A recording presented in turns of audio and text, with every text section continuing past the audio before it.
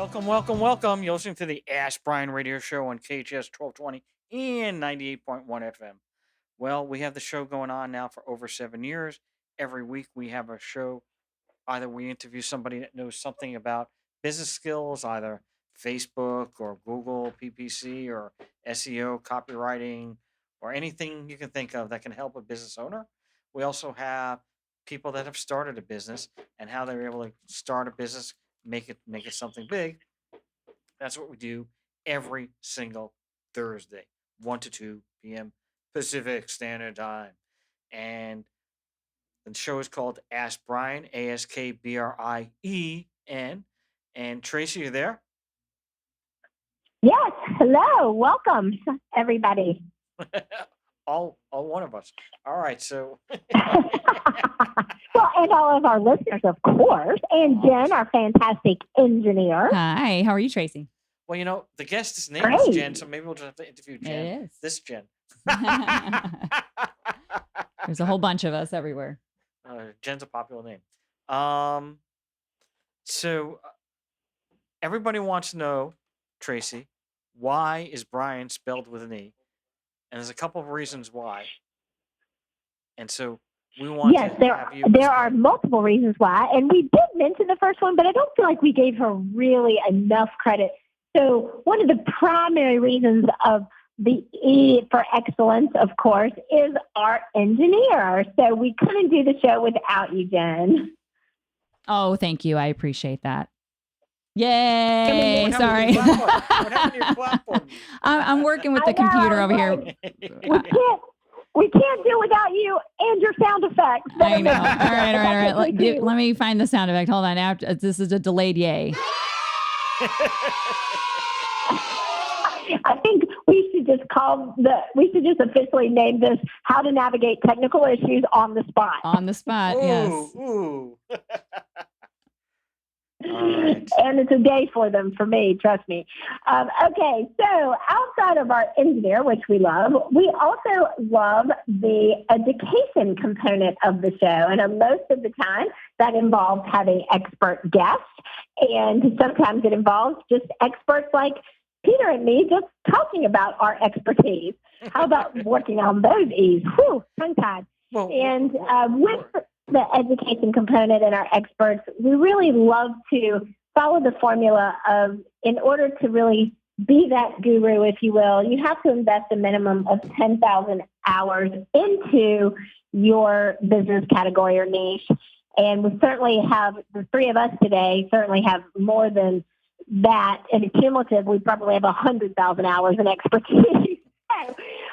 Expertise in what? So expertise, well, I mean, speak for yourself. I can list off my areas of expertise, and I think you could if you tried. Well. And I guess that always reminds me, whenever you put me on the spot like that and make me feel uncomfortable, it reminds me of that we also like to express empathy on this show.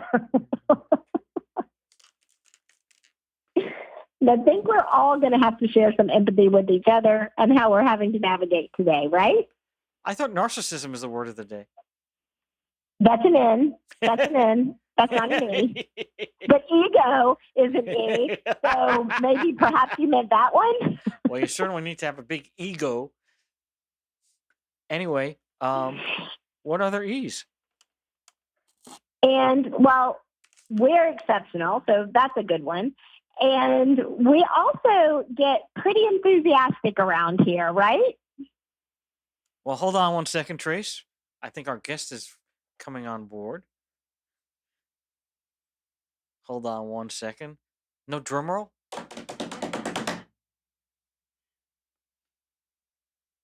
And we'll find out very, very shortly. This will be very, very spontaneous welcome. Can you hear us okay, Tracy? Yes. Awesome. And in 1 minute, we should have our lovely guest. We'll see. I heard the special beep. Jen, are you there with us? Yes, I can hear you. Oh, thank you. Wonderful. All right. So, unfortunately. And the beautiful thing is, Jen, we are live right now. So that's just Well, I'm but very Traci, excited about this we're not going to experience. find out about Grease Lightning.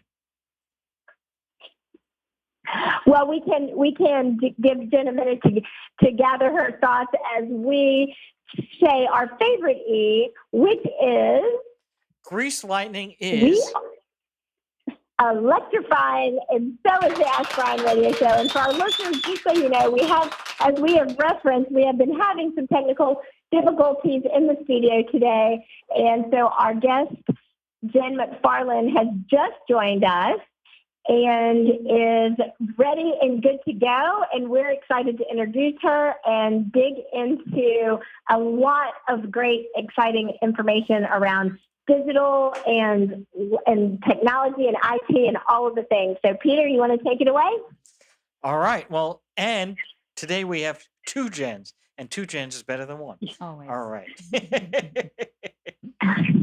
So this is Jen.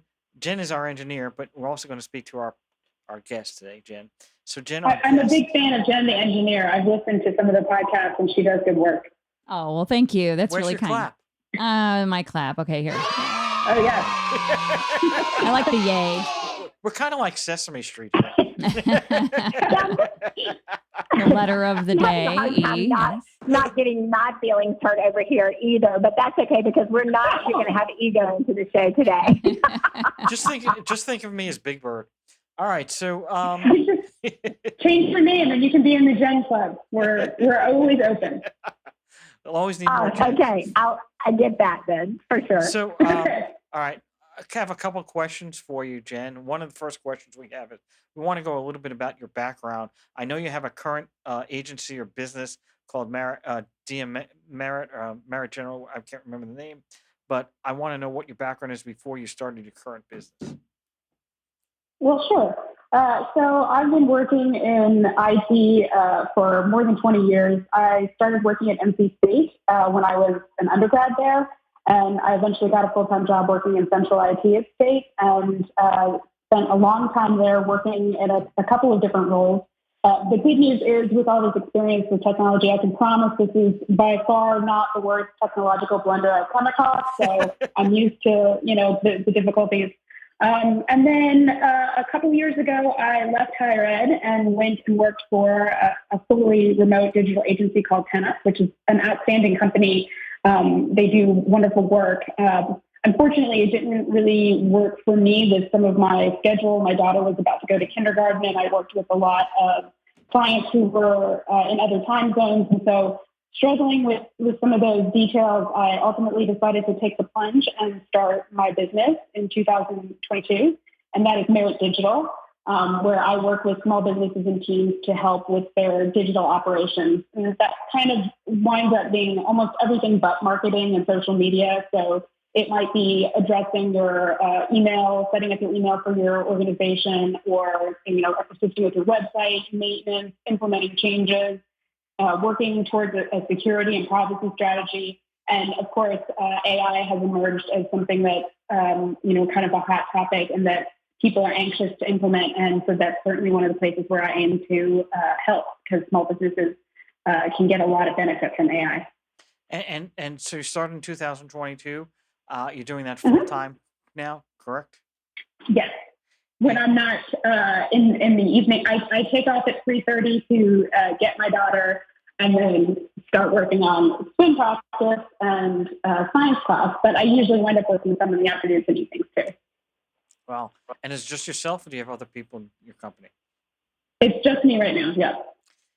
And so basically, let's first start out with, it's kind of not typically the way I do this, but let's just start off typically.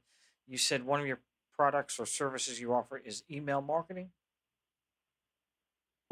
I don't do email marketing, but like if your company needs to have email set up, or if they need to shift to Google Workspace or swap between Microsoft Office 365 and another platform, I've spent a good deal of time this year helping people with their mail authentication or mail security, because Google and Yahoo came out with some extra regulations around mail requirements and security records, DNS records set up.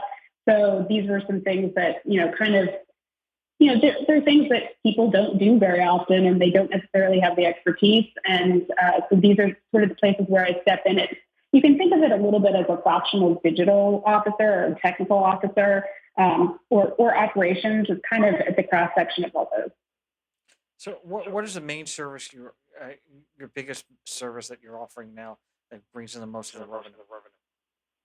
Um, I hate to say it, but it really, most of my clients, I wind up advising on a pretty big range of things. It's a lot of times it's helping them with their website or web strategy, but it's also maybe helping with, SEO or Google Analytics. It's helping with their mail tools. It's helping with their, I'll be working on a presentation template for another client. So it's kind of all over the place, which is, it's nice. It's kind of like, again, fractional sort of startup kind of gooey mess. And without being secretive, where are you getting most of your clients from? Oh, sure. Yeah, most of my clients are small businesses, somewhere between 1 and 50. I do occasionally work with, again, like smaller teams. So I've worked with a couple of groups at NC State, but like, again, within specific departments or agencies. So yeah, it really does wind up being kind of that small business and team focus where, you're looking for a strategy, even if you're part of a large organization, to help your team be more efficient, with respect to their technology tools. And do you actually create the websites for people, or you just work on the strategy for the website and have coders and developers for that? No, I do development. A lot of it. It's a really good mix of startups or new businesses that need a new site. So I don't necessarily have the branding, again, like some of the marketing aspects of it. So I'll set the site up initially and I can do, some amount of, I can make it look decent. I can make it accessible. I can make sure that there's, contracts and other sort of more technical issues are being resolved. But then the other thing that I do for a lot of my clients is, review a site that maybe hasn't been taken care of, that has like a really overwhelming amount of content that's confusing, that isn't well organized, and sort of restructure that to be more efficient so that it's easier for the team to maintain. It's easier to get things in front of their users. It's more organized. I'm about to next week sit down and do sort of an information architecture session with one of my clients where we organize all of their content and sort of reconsider how their menu and their navigation should be working. So it's really a combination of both strategy and high-level thinking, and then also getting into the weeds. So you can trust me when I say my elevator pitch is not good. I basically have to hit the fire alarm and stop us so I can explain all. Well, we just hit the fire alarm about 20 minutes ago. All right, so I know, I'm sorry. we could use your technical support. Anyway, question I have.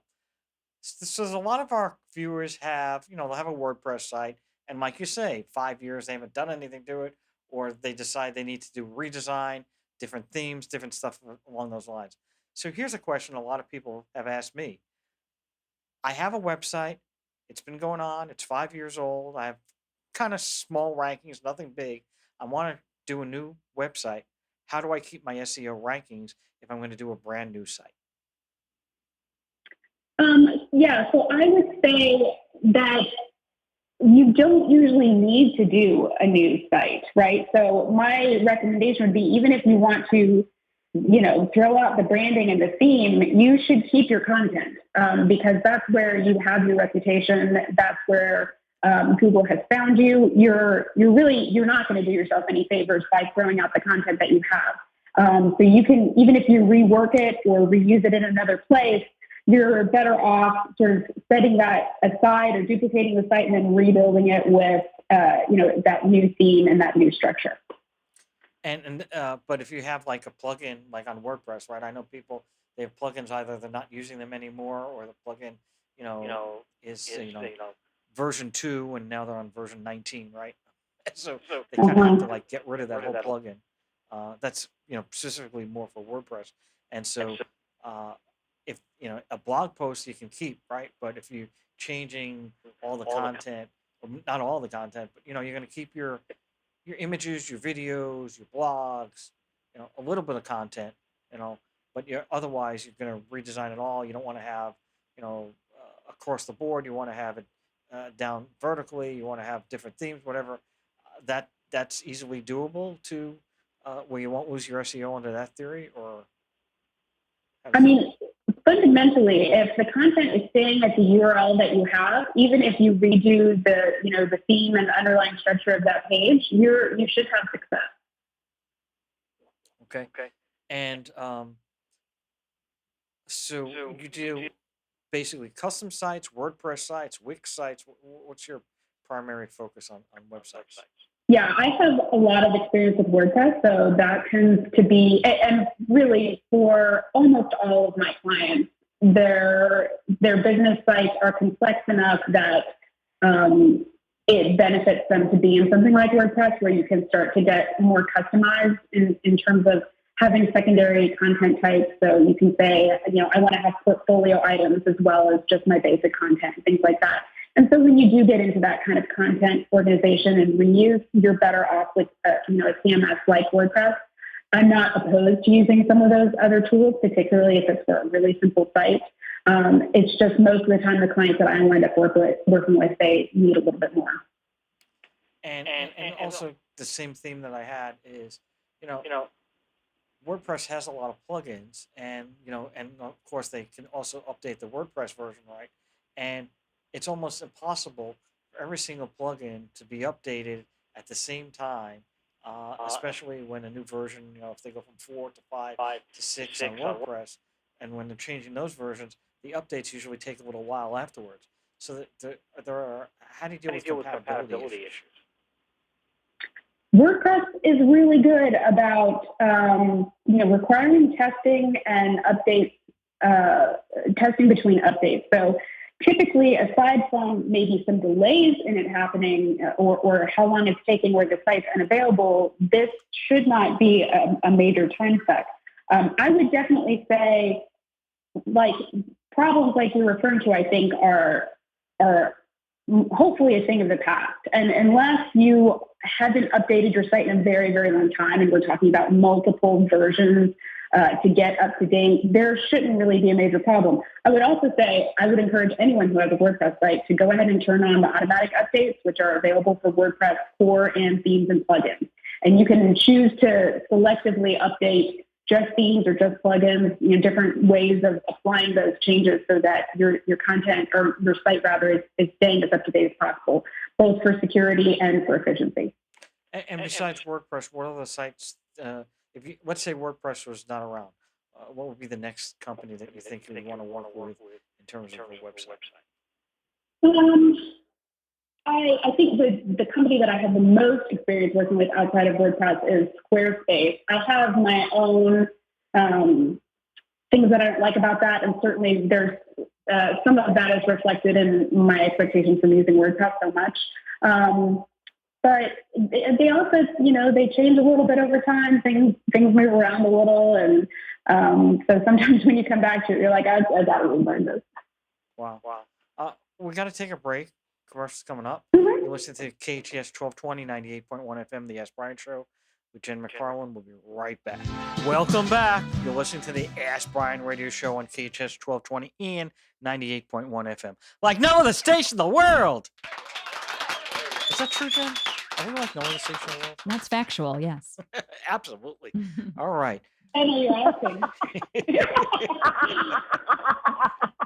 Okay, that was a very, very sinister laugh there. Okay. Traci. That was my laugh.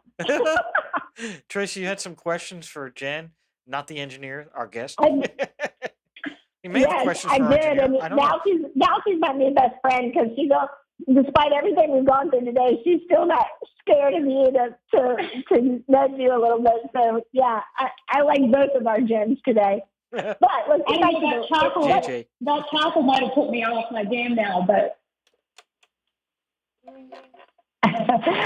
All right. Well, let's learn a little bit more about what got you to this place, right? So you're a woman entrepreneur, started your business, tracking really well with it. But what was that point where you decided, hey, I want to jump in and do this 100%? Yeah. So I was working a lot of hours and it was high stress. Again, the remote agency that I worked for, really outstanding agency, and they have a lot of high profile clients. And so there was a lot of pressure in that environment. And again, both with the schedule and then just, at some point I realized that my mental health was not holding up well to that kind of work and that kind of tension at work, and then also taking care of 2 and a 5-year-old. So at some point that was kind of a breaking point for me, and I actually think that I think I didn't even realize how bad off I was until after I had made the switch. I don't know if you guys know this, but your hair and your nails grow faster when you're less stressed. Is that something you knew? Did not. Yes, actually, I did know that because I live under chronic stress and I try not to. And so, yes, absolutely. Yeah. So after I switched to this, I mean, like people talk about, it being stressful to start your own business, and certainly it is. But I can say that if I'm measuring it against hair and nail growth, being an entrepreneur is less stressful than my other gig was. So I think it was certainly the right choice for me and also for my family. My daughter made a comment at one point when I was able to go and walk and pick her up from school and walk home, and she saw another kid who was walking by himself, and she said, "Who's his mom?" And I said, "Well, I don't know. Maybe she's working." And my daughter said, "You have the best job, Mom. Never change." And I was like, well, that's a great affirmation. Really, you don't ask for that, but yeah. That's so awesome. One of the questions that I have for you, and because I think you made an interesting point about you were working in this other environment, you realized it was really taxing on you, obviously, physically and mentally. What, again, to grow and scale your team, what are some of the things that you will implement and have maybe implemented for yourself in your business that is basically like, this is what I learned not to do, so I'm going to do this instead in my business? Yeah, that's a great question, and I really appreciate that. I've been a manager before, and I really like managing, so I certainly hope that my business achieves that level of success where I can start to expand. But I think that I hope that even in my other management experiences, just kind of keeping top of mind, like number one with any, conversation or interaction with my team, it's always about them first.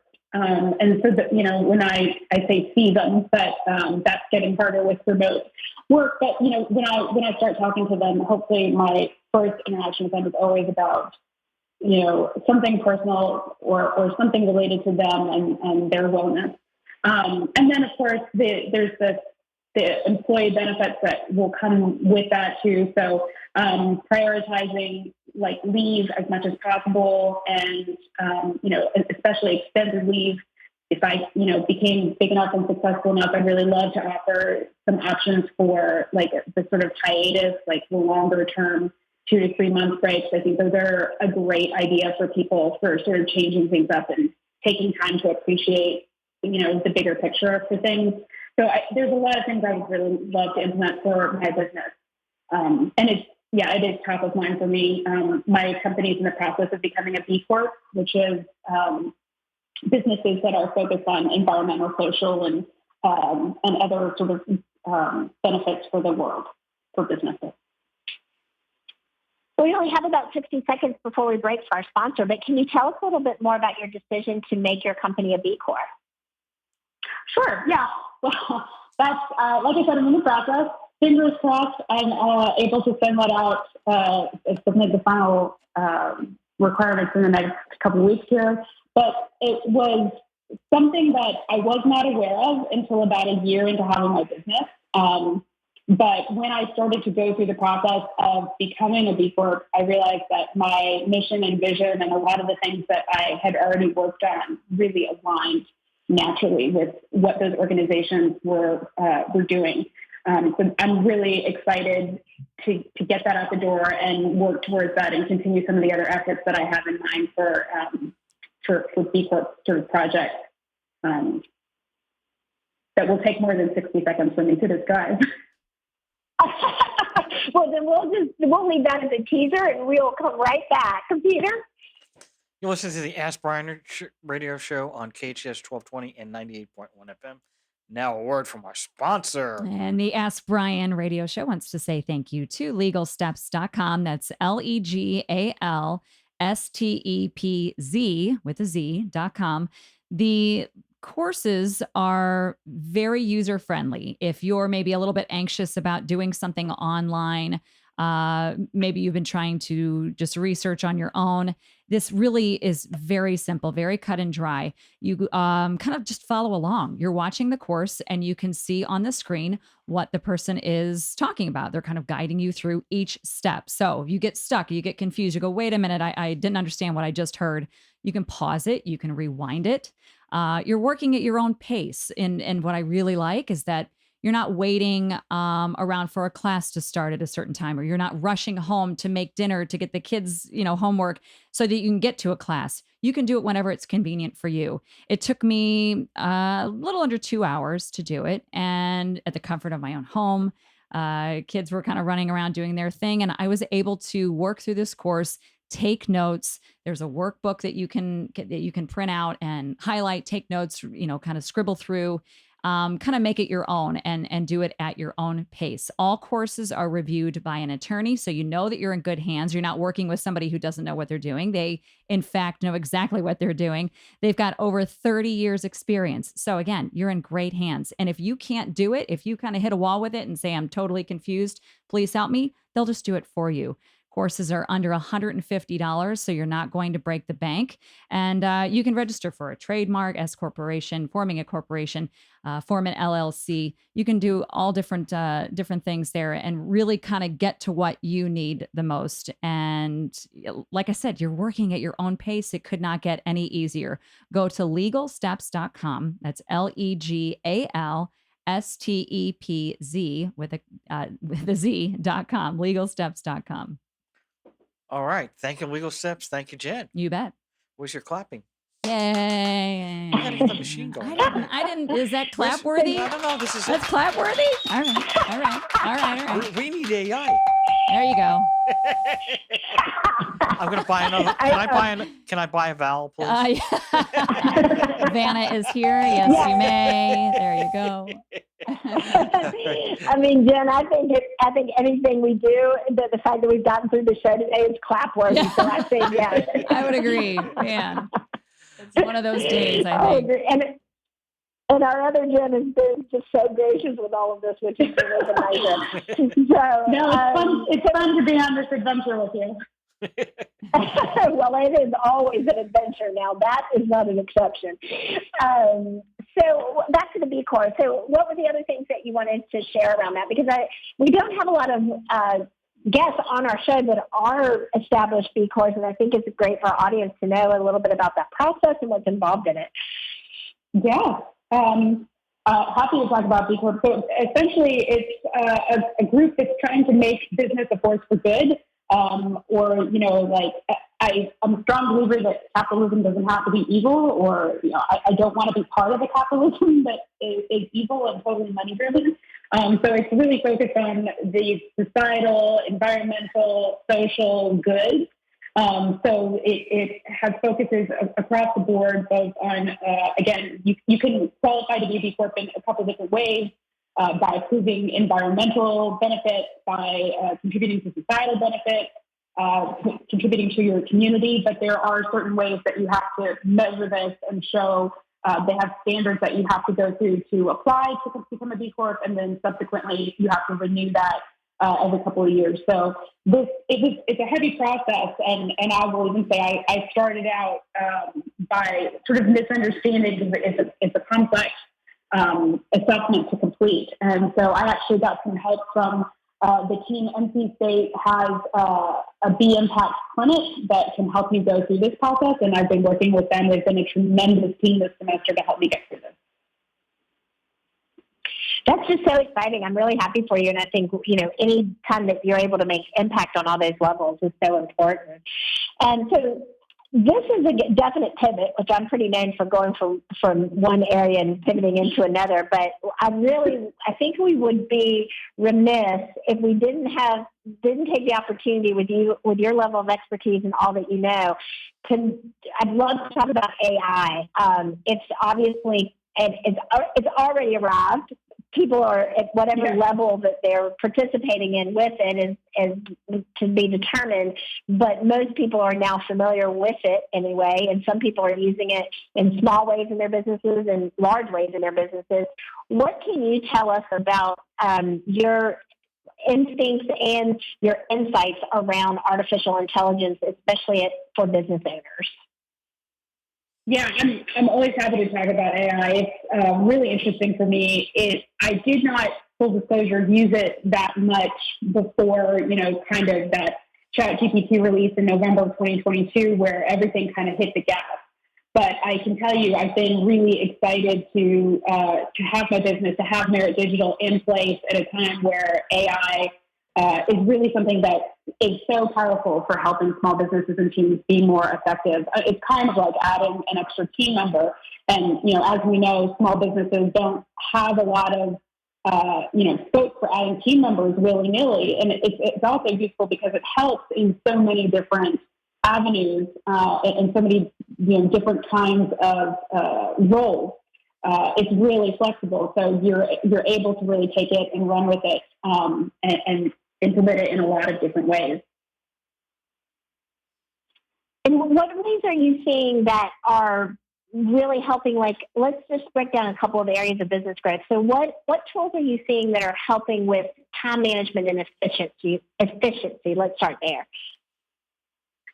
Sure. So I'll say there's a lot of tools that have AI built in, right? So you're going to see some smaller efficiencies right off the bat from things that are starting to implement AI, just like Microsoft Copilot. Google is implementing Gemini in workspaces.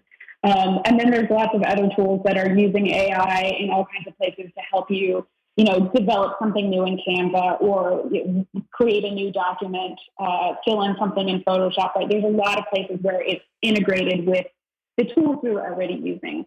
I think some of the tools that supplement that, so tools that are specific to AI that you might end up getting in addition to your current toolbox. I'm a big fan of both Fireflies and Otter. Those are tools for they can join your meetings and record and take a transcript of your meetings. And those are really sort of undersold because the nice thing about it is when I'm able to have that in my meetings, I can feel like I no longer have to take notes, or I no longer have to focus on getting every detail because I know that I can go back to that transcript and make sure that I'm, clear on this number or that stat or, this timeline. And instead, I can really focus on that meeting and having that connection with my client and making sure that, we're on the same page and there's no mistakes. So that I think is one of the things that I would definitely recommend for people who are kind of like looking to dip their toes in something that's a little bit new, but isn't jumping straight into prompting. Well, we're going to have to take a break. You're listening to the Ask Brien Radio Show on KHTS 1220 and 98.1 FM. We'll be right back. Welcome back. You're listening to the Ask Brien Radio Show on KHTS 1220 and 98.1 FM. Traci, you had some information you wanted to ask? Yeah, well, I think we've only just scratched the surface of all of your expertise and the things that I know you can offer to help businesses grow. So what would be the best way if one of our listeners wanted to continue, or many of our listeners wanted to continue this conversation with you? What would be the best way for them to get in contact with you? Sure. I'm on LinkedIn. My name on LinkedIn is Jen McFarland. You want to look for me specifically based out of North Carolina and Marit Digital because there's also a Jen McFarland who's on the West Coast.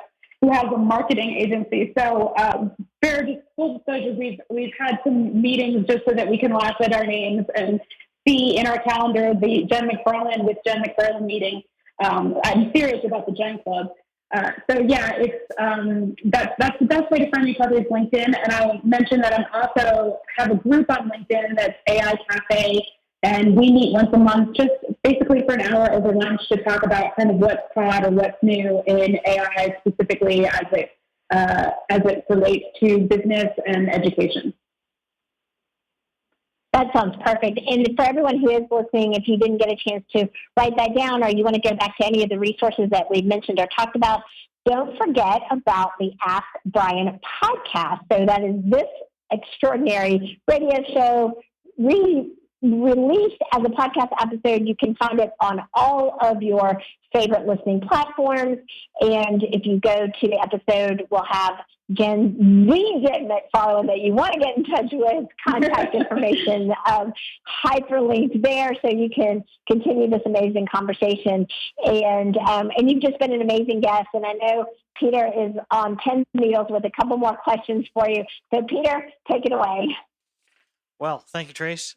Jen, so I did ask you that question. I asked you a question earlier. I want to know if you can help our listeners out. What has been the biggest challenge since you've started this business in 2022? Yeah, that one kind of stumped me a little bit, just because there's always. I feel like entrepreneurship is in some ways a lot of little challenges. Like every day, you're solving a bunch of little problems. But honestly, I think really wild with me. I think my biggest problem at this point is this elevator pitch that requires that we like seriously stop the elevator so I can explain everything. There's this level of having so much, kind of expertise, but also it's not like I'm lacking for clients who need these various things. It's just difficult to kind of put myself in the position of covering all of them and explaining what I do in short, succinct little sound bites. Yeah. And what piece of advice would you give to someone who's just starting a new business? Okay, I got this great idea, and my website is idea.com, and I have this great idea, and I want to implement it, and I'm coming to you. I'm going to ask you to build me a website, I guess. And so, what words of advice and information would you give that person? Yeah, so I would say with respect to tech, to sort of start small, somewhat minimalist with the things that you need, and get every dollar value out of those tools, especially as you're starting up. So any place you can find a tool that maybe does double duty and will cover a couple of different things for you, that's a good win, and you can expand. We have this tendency to see a new tool and think it's flashy and cool and subscribe to it, and then all of a sudden we find ourselves with a lot of subscriptions, maybe more than we're even aware of, and it's sort of this. It's a drain, both obviously on money, but also you have a lot of channels to keep an eye on, and it really distracts and slows down productivity.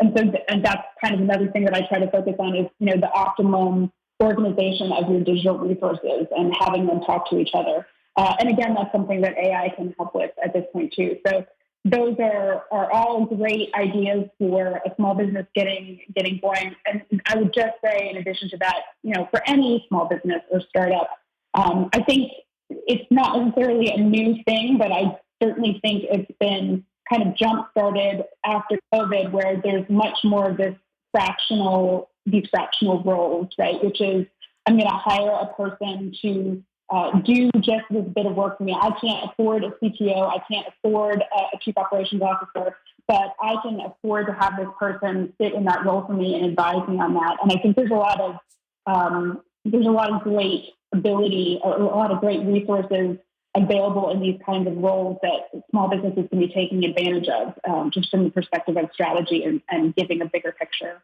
So we have about 30 seconds left. I don't know if you can do it. And that is, what should people look for if they want to pick a digital agency?